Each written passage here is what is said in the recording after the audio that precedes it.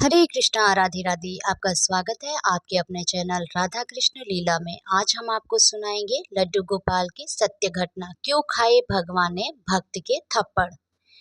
गोवर्धन बड़ा सुंदर गांव है। गांव के बीच में एक मंदिर है जिसमें श्रीनाथ जी महाराज की बड़ी सुंदर मूर्ति विराजमान है। उनके चरणों में नूपुर, गले में मनोहर वनमाला और मस्तक पर मोर मुकुट शोभित हो रहा है। घुंघराले बाल हैं, नेत्रों की बनावट मनोहारिणी है और पीतांबर पहने हुए है। मूर्ति में इतनी सुंदरता है कि देखने वाले का मन ही नहीं भरता। मंदिर के पास ही एक गरीब ब्राह्मण का घर था। ब्राह्मण था गरीब, परंतु उसका हृदय भागवत भक्ति के रंग में रंगा हुआ था।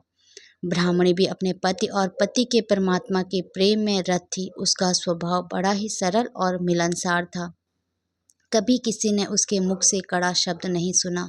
पिता माता के अनुसार ही प्राय पुत्र का स्वभाव हुआ करता है। इसी न्याय से ब्राह्मण दंपति का पुत्र गोविंद भी बड़े सुंदर स्वभाव का बालक था। उसकी उम्र 10 वर्ष की थी। गोविंद के शरीर की बनावट इतनी सुंदर थी कि लोग उसे कामदेव का अवतार कहने में भी नहीं संकुचाते थे। गोविंद गांव के बाहर अपने साथी सदानंद और रामदास के साथ खेल रहा था। एक दिन खेलते खेलते संध्या हो गई। गोविंद घर लौट रहा था तो उसने मंदिर में आरती का शब्द सुना। शंख, घंटा, घड़ियाल और झांझ की आवाज़ सुनकर गोविंद की भी मंदिर में जाकर तमाशा देखने की इच्छा हुई और उसी क्षण वह दौड़कर नाथ जी की आरती देखने के लिए मंदिर में चला गया। नाथ जी के दर्शन कर बालक का मन उन्हीं में रम गया। गोविंद इस बात को नहीं समझ सका कि यह कोई पाषाण की मूर्ति है। उसने प्रत्यक्ष देखा कि एक जीता जागता मनोहर बालक खड़ा हंस रहा है। गोविंद नाथ जी की मधुर मुस्कान पर मोहित हो गया। उसने सोचा, यदि यह बालक मेरा मित्र बन जाए और मेरे साथ खेले तो बड़ा आनंद हो। इतने में आरती समाप्त हो गई। लोग अपने अपने घर चले गए। एक गोविंद रह गया जो मंदिर के बाहर अंधेरे में खड़ा नाथ जी की बाट देखता था। गोविंद जी ने जब चारों ओर देखकर यह जान लिया कि कहीं कोई नहीं है, तब उसने किवाड़ों की छेद से अंदर की ओर झांककर अकेले खड़े हुए श्रीनाथ जी को हृदय की बड़ी गहरी आवाज से गदगद कंठ हो प्रेम पूर्वक पुकार कर कहा, नाथ जी भैया, क्या तुम मेरे साथ नहीं खेलोगे? मेरा मन तुम्हारे साथ खेलने के लिए बहुत छटपटा रहा है। भाई आओ, देखो कैसी चांदनी रात है, चलो दोनों मिलकर मैदान में गुल्ली डंडा खेले। मैं सच कहता हूँ भाई, तुमसे कभी झगड़ा या मारपीट नहीं करूँगा।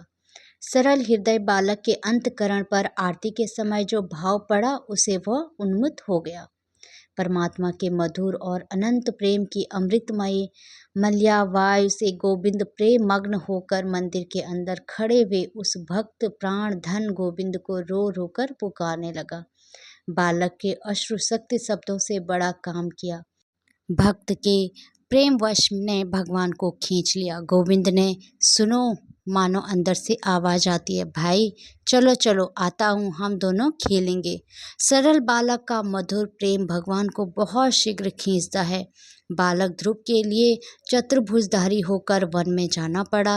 भक्त प्रहलाद के लिए अनोखा नरसिंह वेश धारण किया और वज्र बालकों के साथ तो आप गौ चराते हुए वन वन घूमे। आज गोविंद की मत वाली पुकार सुनकर उसके साथ खेलने के लिए मंदिर से बाहर चले आए।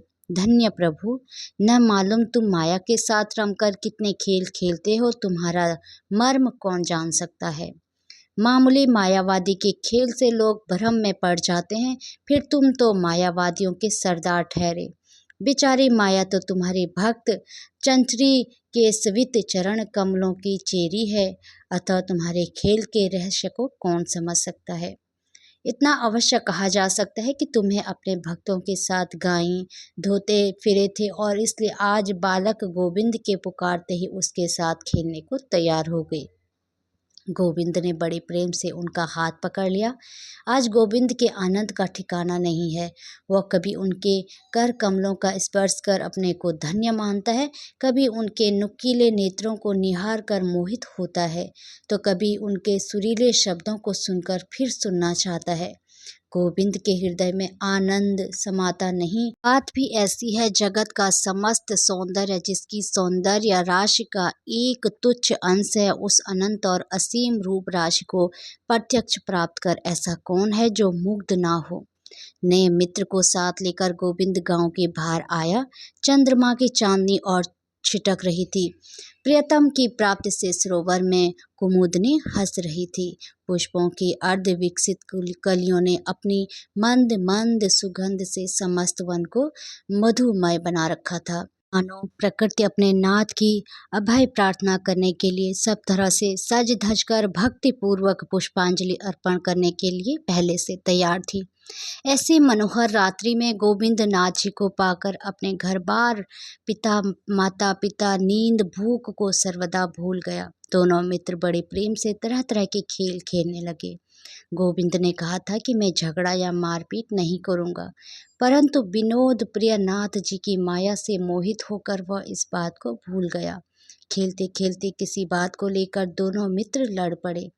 गोविंद ने क्रोध में आकर नाथ जी के गाल पर एक थप्पड़ जमा दिया और बोला कि फिर मुझे कभी रिझाया तो याद रखना, मारते मारते पीठ लाल कर दूंगा।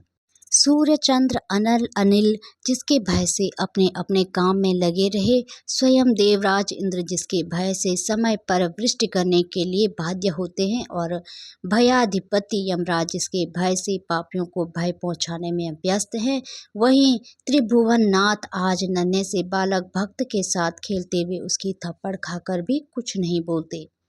धन्य है बांके बिहारी, धन्य है।